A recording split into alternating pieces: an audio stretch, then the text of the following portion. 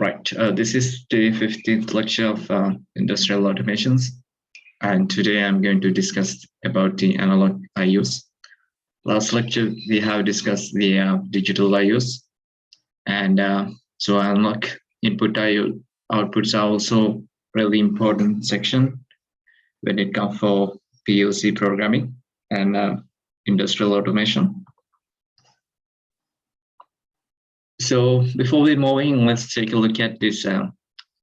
What is this analog and digital signals are? As you know, like the computers, it doesn't understand this analog world, right? So they are just they have their own world of digital signals, ones and zeros. As you can see here, they have this digital signal shown here. So it represents the high state as 1 and the lower state as 0. And also you can see this, the left-hand side, there's the analog signal. So that is the real world signal, which could represent the physical parameter changing with respect to time. For example, like a temperature, pressure, this kind of physical parameters are not like ones and zeros, right? So the temperature can vary from as a continuous signals over the time, not like jumping from one temperature to the other temperature, like a digital signal. So most of the time, as you can see, this is your PLC, and PLC has to accept both digital and analog signals.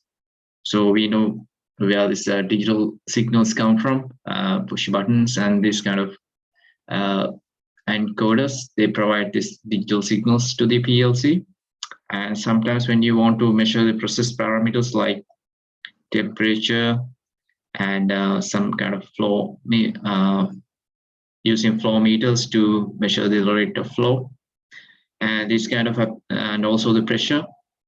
So these kind of physical parameters can be sensed via these analog sensors, and then they can be coupled to the PLC analog input card. And also there are some other analog outputs. For example, we have this here, this some kind of valve control. So the to change the flow of the some kind of flow. It could be gas or liquid. So you had to provide a continuous signals to keep this flow rate to the desired level. And so, yeah, there are plenty of analog applications where you have to provide the analog signals to change some kind of parameter. And so, like as I mentioned, this is in this text says like process industry devices such as pressure sensors, temperature sensors, weight scale, flow meters, and level transmitters, and other devices requires a range of voltage, current, continuous signals, and they are known as analog signals. So these kind of sensors, they provide these analog signals to the PLC. And basically PLCs accept two types of analog signals. The first one is voltage mode. So you can provide any voltage as a signal, as an input signal. So this is some kind of voltage signal that is accepting the PLC. And also you can provide a current signal from standard current is like 4 to 200 milliamps. And sometimes the voltage typically could be 0 to 10 volts, sometimes minus 10 to 10 volts, sometimes plus and minus 20 volts. So there are a range of voltages available. So these are the two ways of providing and feeding to the PLC as a voltage signal or current signal with represent a real world parameter like a temperature, weight scale, flow level, likewise. Okay, so in this slide, as you can see, this is a voltage mode signal. So this is some kind of changing knob to change the parameter. It could be a rheostat. So while changing this, there's an analog signal is generated. And so that analog signal, when it is set to 0, so the 0 volt is transmitted to the PLC analog input card, and it is converted to a digital signal using the A to D conversion in the PLC. And this when it's set to the maximum, the 5 volts is coming here. But in real world, the voltage mode signals could be unipolar. Unipolar means it is only one range, either positive or negative. So typically it could be 0 to 5 volts unipolar or 0 to 10 volts. This 0 to 10 is the most common one. And sometimes you can get the bipolar voltages, which is accepting some sort of input analog cards. That is plus and minus 10 volts and plus and minus 20 volts. So the voltage mode analog inputs such as dimmers, thermocouples, speed mode sensors, and analog proximity sensors to find the distance to the object. And this is to get the speed of a rotation. Thermocouples to measure the temperature, and dimmers to get the set this desired light level. So this kind of analog inputs can be coupled to the PLC using a voltage mode signal.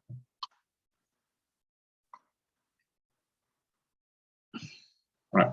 So the current mode analog inputs is also common. So typically it could be 0 to 20 milliamps.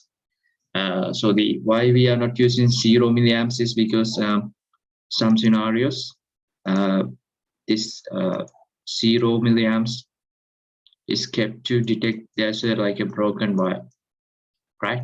So when there's no signal, typically 4 milliamps is transmitted. So it provides some sort of this current is going through. There's a it is in the analog input card. There's a resistor, typically 500 ohms. So then it is converted to a voltage here. Then that voltage is provided to the A to D conversion. So 4 milliamps provided some sort of voltage, right?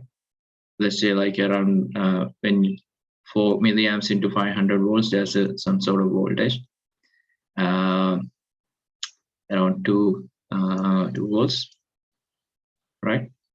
So 2 volts is present when 4 milliamps is there. That is the when this is not transmitting any current signal.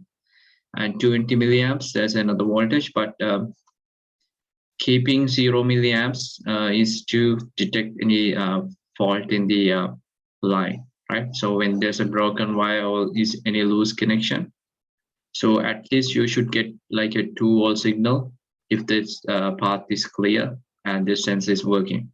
If the wire is broken, you know, like 0 milliamps is going through this one and you will get a 0 volts here. So you should get at least 2 volts even for minimum current, like when the sensor is not working. So if you observe 0 volts, so you are pretty much sure there's a problem in this path. Okay, so you can find it out and rectify by this checking the cables, or if there's a broken wire, or either the device is failed. So that's why you are using 4 to 20 milliamps rather using 0 to 20 milliamps. Right. Now, when this analog signal is fed to the PLC, so the PLC analog input card, there's a process happening. So the analog signal should be converted to a digital signal, which is accepted by the processor. So first thing is like when this physical parameters, when they converted the voltage or current signal, so it is fed to a programmable gain amplifier. So it is amplified, the signal. Sometimes the signals might be weak, so it should be amplified. And this ADC or analog to digital conversion is done. And there's an analog volt reference to perform the ADC conversion. And then it is through isolation provided into the processor. Okay, so you have this physical parameter and you will get a digital signal. And so this part is taken care of the analog input card. Right, so I know like these things are familiar for you when you have these things you might have studied from your instrumentation lectures, but I think it's a good time to brush it out now. So let's get familiarizing with the ADC terminologies. First is the sample and hold. You can see here there's an analog signal comes here, and we have the sample and hold circuit. There's a switch here, so the switch closed this one for very short time, and this capacitor charge, and capacitor can keep this voltage for a certain period, and during this period this quantizing and encoding is done and getting converted into a digital signal. So this is that example. We have an analog signal, and this is you have to the switch is closed and opened by a digital signal with the specific time that is done by the processor. So during this period when this switch is closed, you can see like this analog signal is this is closed, and this signal is comes here, and you can see the same signal should be appearing here for this time period. This is the sample signal, and this during this period the switch is opened and the capacitor can hold this voltage, and this is what you can see here, right? So when it is closed, you will get this signal in this point, and then when you release it, the capacitor is charged to the voltage level to the end voltage here, right? So the voltage, when you close it, the analog signal repeats and comes here. This is your last voltage of the signal. So the capacitor charges to the last voltage. This is the capacitor voltage.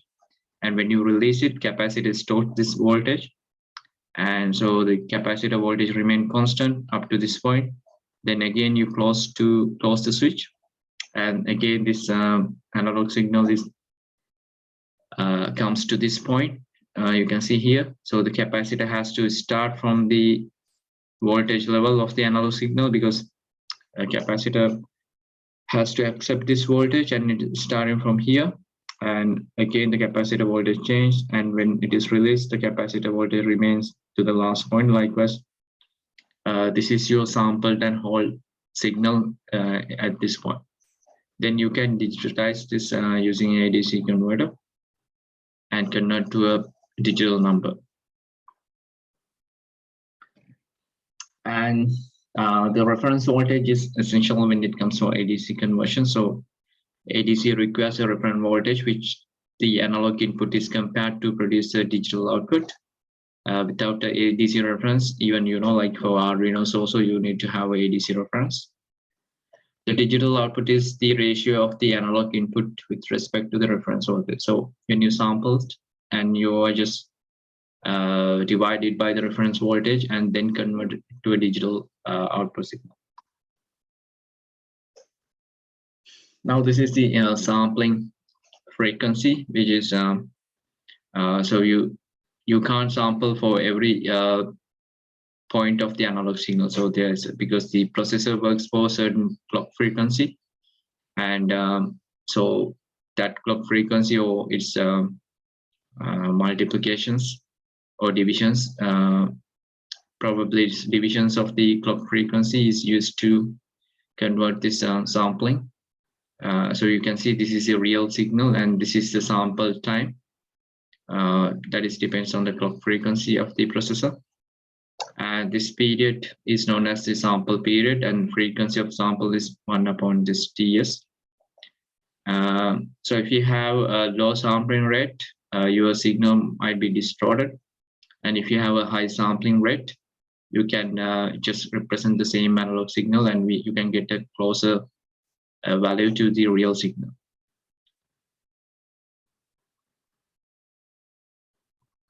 And so at least the sampling rate should be twice the analog signal frequency, which means like if you getting like if you want to get a 50 hertz signal, you have to sample at a rate of at least 100 hertz, right? To I see a frequency of the analog signal. Otherwise, your signal is what you get is not what you're expecting. And finally, we have this quantization error. Quantization of analog signal by the ADC can be processed only in the finite number of steps which can be produced by the ADC. You can see here, there's a 3-bit ADC encoder transfer function. You have this ADC output. When it comes for 3 bits, you know, like the maximum minimum number is 0 and the maximum number for 3 bit is 111. This represents 7. And 0, 1, 2, 3, 4, 5, 6 up to 7, right? 8 numbers from 0 to 7. And this is the ADC input normalized to V reference.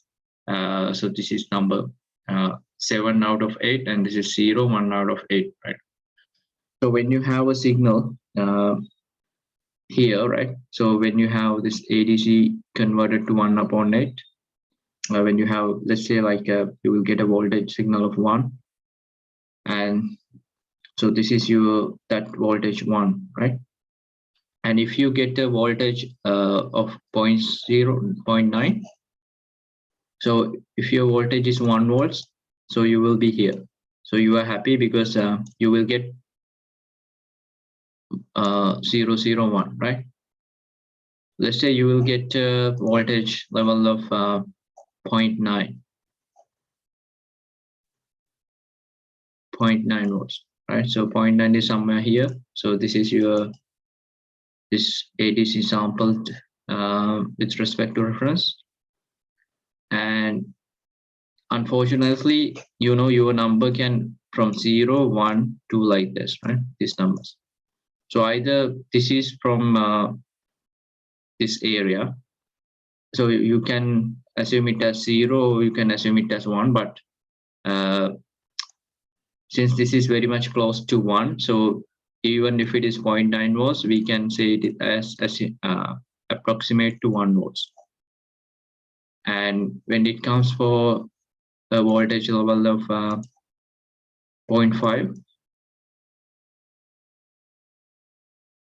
right?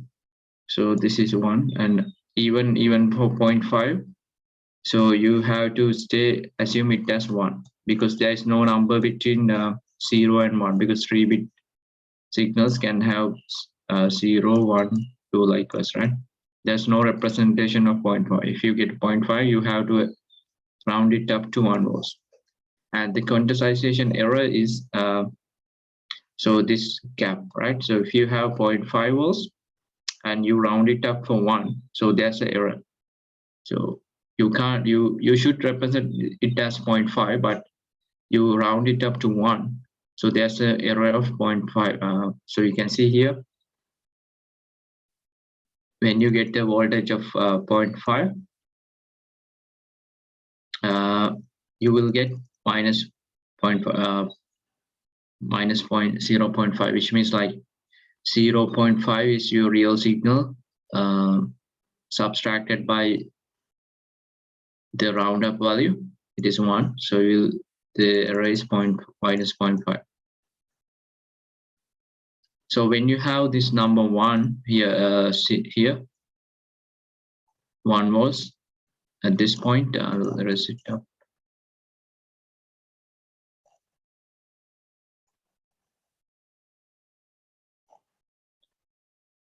When you have 1 volts here, this exact point, so you will get a 1 volts 001, which means your quantization error is 0. Okay, and say like you have 1.5 volts now. There's no way of representing 1.5 in 3-bit, either 1 or 2. So you round it up to still to 1, right? So the real value is 1.5 subtracted by the roundup value.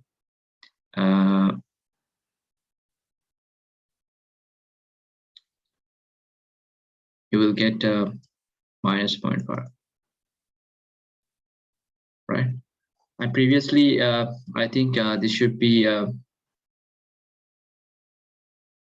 the roundup value minus So you have rounded up to 1 volts and your signal is 1.5 volts, right? And 1 minus 1.5 is, this is the error. And let's say, assume like you have you have 1 point here 1.6 and this is 1 volts, right? So when you have 1.6, so sorry, 0.6 here. So this is 0.5 and this is somewhere close to 0.6.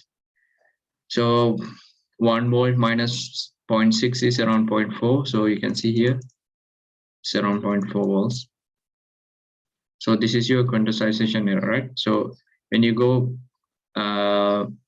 deviating from this point, so the quantization error increases in this direction, and when you're moving to here, the quantization error is increasing in the negative direction, right?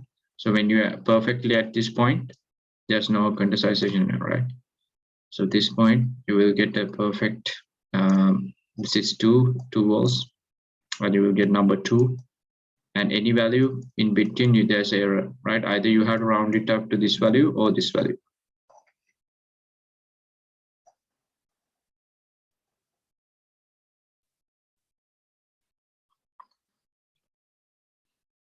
And this is the ADC resolution. ADC resolution is defined as the smallest increment voltage which causes a change in the digital output.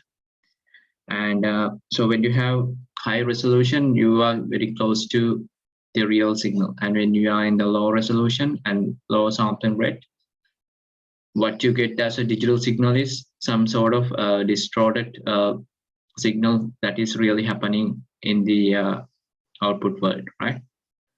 So when you have 8-bit ADC resolution, so the minimum value is 0 and the maximum value is 2 to the power n. 2 to the power 8 minus 1 is 255. So you have values including 0, number of 2 to the power n, which means like 256 value including 0 and this value, right? But the range is from 0 to, the minimum value is 0 and the maximum value is 255. 10-bit resolution, you know, like even in Arduinos we have 10-bit, so the minimum is 0 and the maximum is 1023. Okay, so PLCs typically have a higher ADC rate. 12-bit is the most common. Even we can go for 16-bit for more precise applications. So these are the range of values that can have. So the smallest increment in ADC is the for one LSB, the significant bit. So that can be get as a AV reference voltage minus the analog ground voltage. This is normally 0, and this is reference voltage divided by 2 to the power n is the resolution.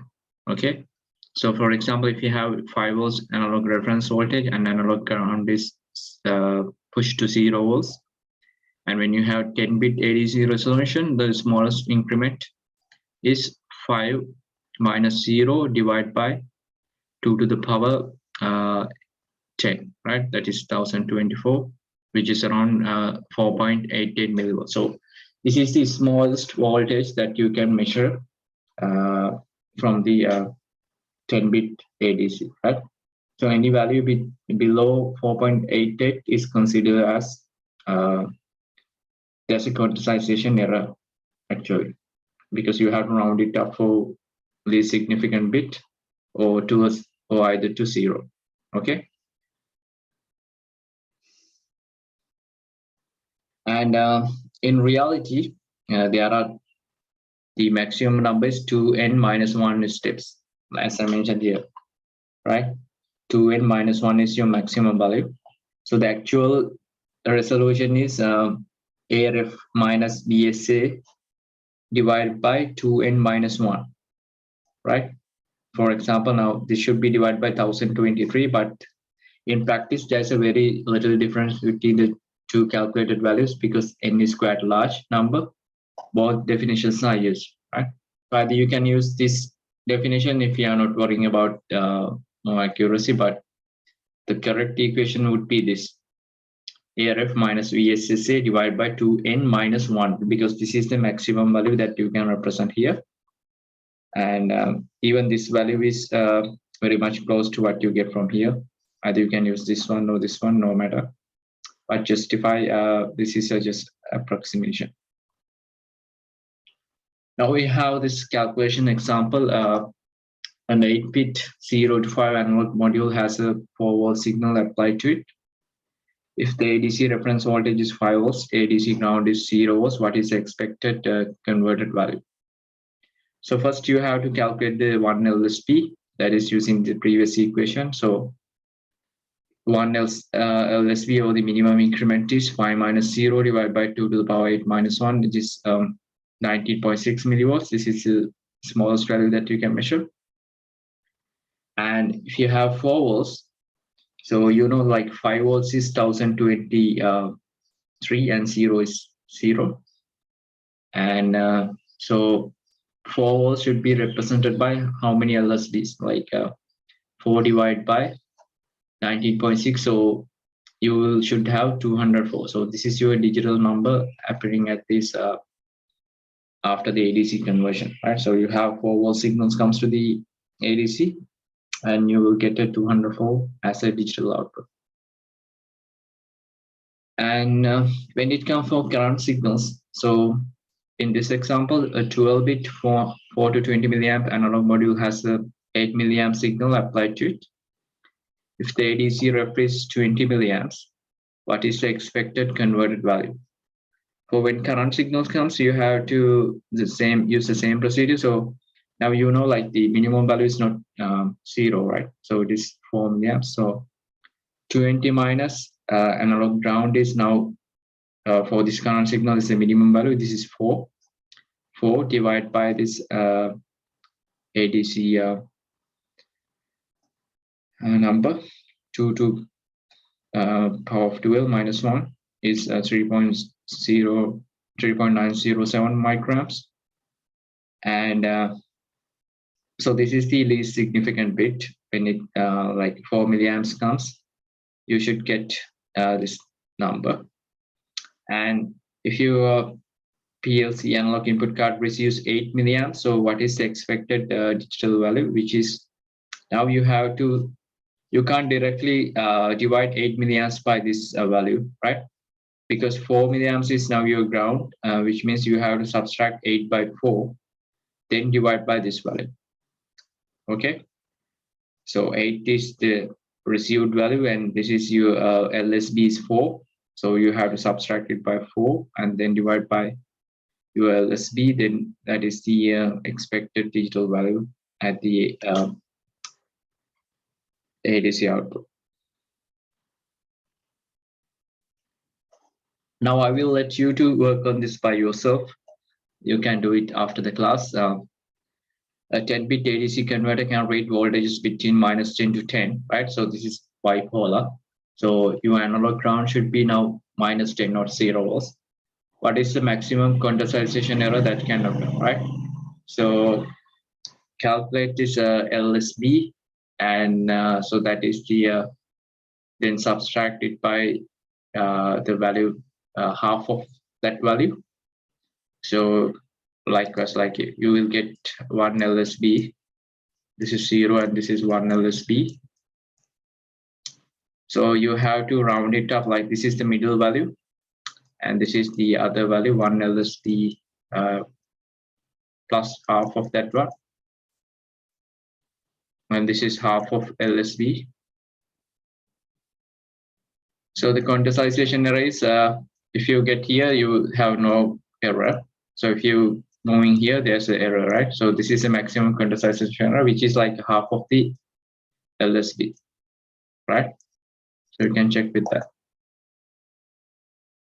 And if a voltage of 4.56 volts is input to a PLC, what will be the output digital value of the ADC? Now you have to reverse calculate. So which means like you know your input voltage and it is asking what is the converted digital output value. Okay, so you know your LSB now. So following the same procedure I have explained, find out that value. So it should be around 745. So you can work on these examples and see your calculated values are correct with respect to the answers given here.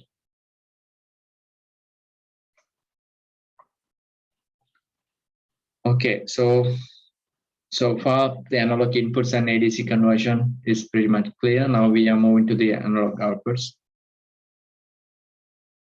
Okay, so analog output modules are also available, like analog input cards. So the PLC works in digital. So the PLC outputs a digital number to a digital to a analog converter module. So now the reverse happens, which means like earlier when you have ADC input, so you have the ADC conversion, analog to digital. Now in analog output cards, what it does is you have this digital number comes from the processor, and you have to have DAC, digital to analog converter, and that converts this digital signal to an analog signal and push to the output to control some sort of process parameter, right? So this has a DAC, digital to analog converter, in your analog output card. So they are widely used in closed loop control, some like motor controlling, sometimes to control the rate of flow. Whatever any device accepting analog signal as an input to the device, so you need to have this DAC or analog output card. Now we can look at to a real world application, a field example. So you can see here there's a PLC. So the PLC analog input is connected to a analog input card, so that detects the level of a liquid in this cylinder. So the level sensor provides this level of the liquid as analog input, and so you have to keep the desired level used by varying or adjusting the valve. So the valve is accepting an analog signal. So you have your PLC has to provide it as an analog output using analog output card. So this is the process. So the level is measured and converted to provided to the ADC analog input card. So that converted to an ADC signal, and this is your desired flow level set by a person.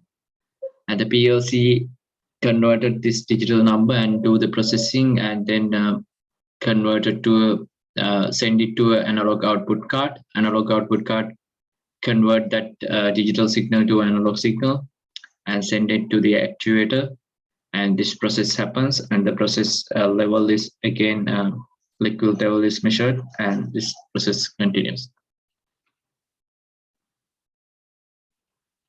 Now, when it comes to field wiring, so you have to be careful. You have to strictly adhere to the manuals of the PLC. For example, now this is Allen Bradley Micro 800 series PLC program manual. So they have asked to use. So this is the wiring example. So this is the analog channels. You can see this is minus 24 volts channel, like minus 24 volts.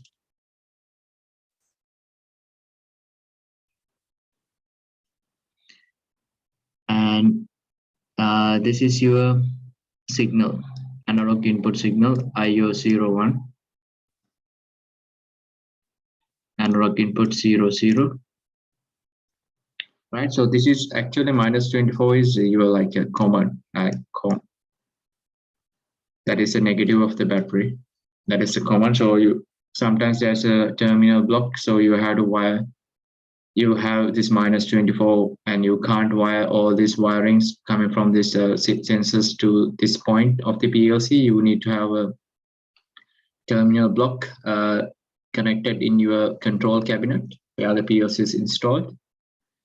And this wiring, so this is the sensor which convert a physical parameter to analog signal, and it is feeding its the common one, the common wire, and this is the signal wire which goes to several analog inputs. So sensor 0 is connected to the analog channel 0, sensor 1 is connected to channel 1, sensor 2 is connected to channel 2, and sensor 3 is connected to the channel 3, right? So the cabling, so you have to use this shielded communication cable. They have recommended to use Belden 8761. So the Belden cable has 2 signal wires. So this black wire and this clear wire, right? Black and clear. So these are the signal bearing wires. So black wire, you are typically connected to the common, and clear wire is connected as a signal to any analog channel. And you have this foil shield as well as drain wires. They both should be earthed somewhere either close to the sensor or at this PLC control cabinet. You have to earth it to at one point, right? Drain wire and the foil shield must be grounded at one end of the cable. You can do at the control cabinet once you have this foil shield and the drain wires, so you can earth it. So that is for better noise immunity. You know, like this shield is there is to avoid capacitive coupling. You know, when your cable is going close to some sort of like power wiring, so there could be some kind of capacitive coupling. Likewise, so when you have this shield and when it is earthed, so the interference to inside communication wires, like this noise, this is your analog signal.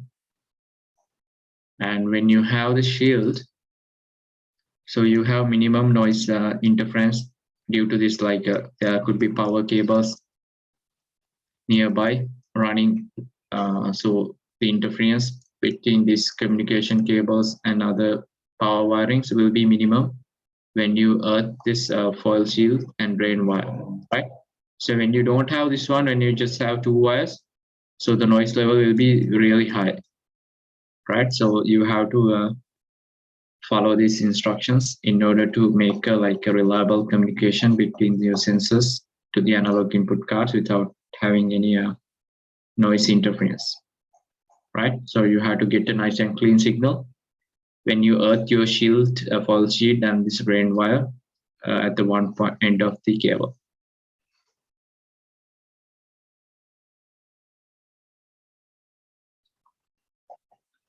And now this is how we wire the analog outputs. So this is a common wire, and again there's a shielded cable, and this is the V00 means the analog output 1. So that is like to some kind of device accepting analog signals from 0 to 10 volts. So your output voltage range could be 0 to 10 volts, and the output count range 0 to 1008. So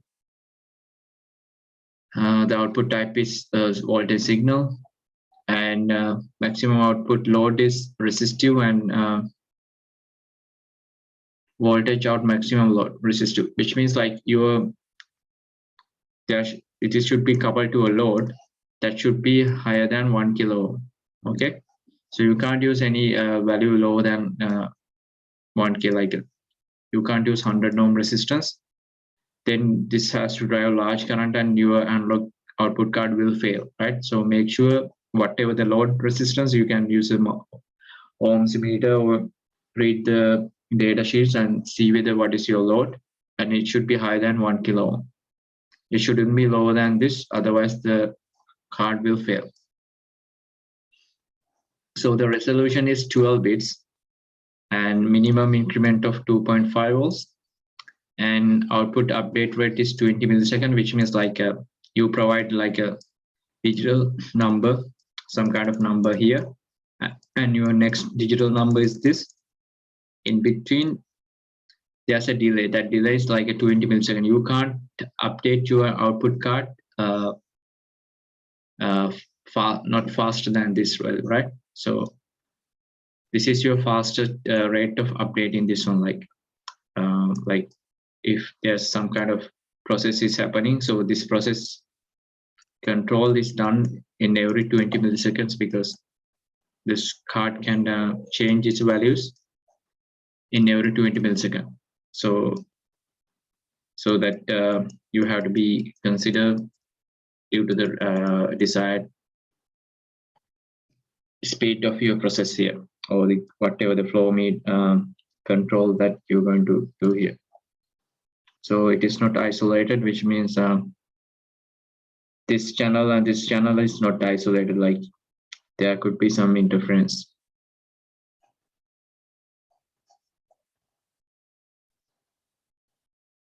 And again, you have to earth this shielded wire at the one point of your cable, either here or here.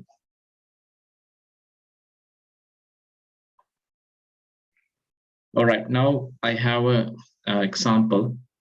This is example number 3.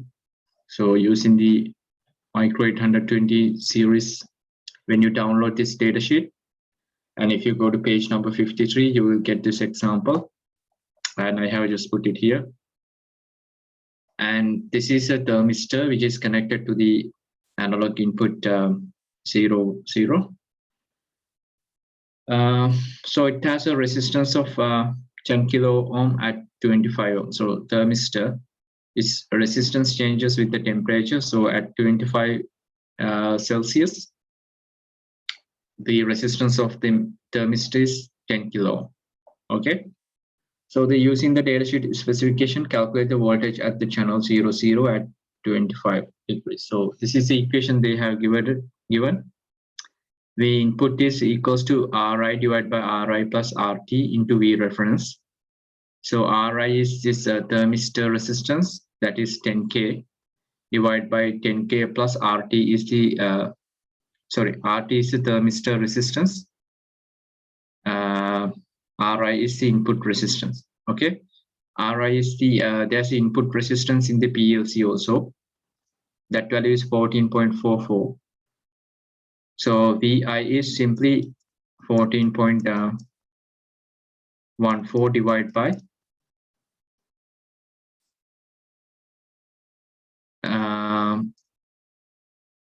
14.14 plus thermistor resistance, that is 10K.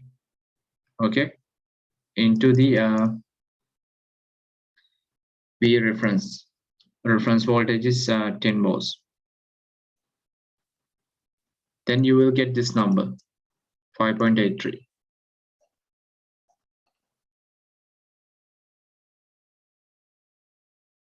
And so if the ADC resolution is 18-bit, what is the expected digital value, right? So you know your voltage appearing at here, appearing at the channel, and you have your 16-bit. So you have to convert it to a digital value. So previously we have done simple example. You first calculate the LSB and then get divided by this value, then you will get this number. When this thermistor is connected to a measure process temperature, the observed digital reading is this value. What is the input voltage at channel? Okay, so it is like a reverse calculation. So you know your so you have calculated up to this point. Now it is given this value and asking back to calculate what is this voltage appearing at here, right? So it is reverse calculation. You can do it following the same way and check with your answers. The answers are highlighted. And then you have to back calculate what is the thermistor resistance using this equation. So here you know this voltage and the input resistance is fixed. PLC input resistance does not change, that is Ri is 14.14. Then you can calculate the thermistor resistance. So if you know the thermistor resistance, like here we know like at 25 Celsius it is 10K. At so it is asking when the thermistor resistance is 11 kilo ohm, what is the thermistor temperature? So you have to use this equation. So use this equation like 1 upon T. T is the temperature in Kelvin. R is the resistance in ohm. So you know the resistance and substitute to this equation, like this is A plus B. B into Ln is like a log, natural log of R, right? So A, B, C values are given here. A is this, B is this, and C is this. And Ln is natural logarithm, so you can use your calculator, and into R. R should be replaced with ohms, like 11,000. Ln 11,000 plus C into Ln 11,000 cube plus T is giving the temperature 1 upon T, right? So you have to get this, change this side and that side and to get the T. So that will give you a temperature of 20.92 Celsius. So you can do these calculations by yourself. I will let you to do them. And this is the end of this analog input modules and the analog signals. So I hope this has explained you a much clearer view on how to wire these analog inputs and how this ADC is happening and what sort of analog signals are there. They are like most common ones is 0 to 10 volts ADC signals, voltage signals, and 4 to 20 milliamps ADC signals. And ADC can be like inputs accepting any signals from here, or it could be a ADC output, which means like feeding this kind of signal to the outside world. So you have to use analog output card to convert or generate analog output voltage. And so when it comes for wiring, so always nice to and reliable to use shielded cables, and you have command wire and signal wire, and one end of the shielded wire should be earth. Then you can run your system reliably. So this is the end of this lecture, and thank you for joining.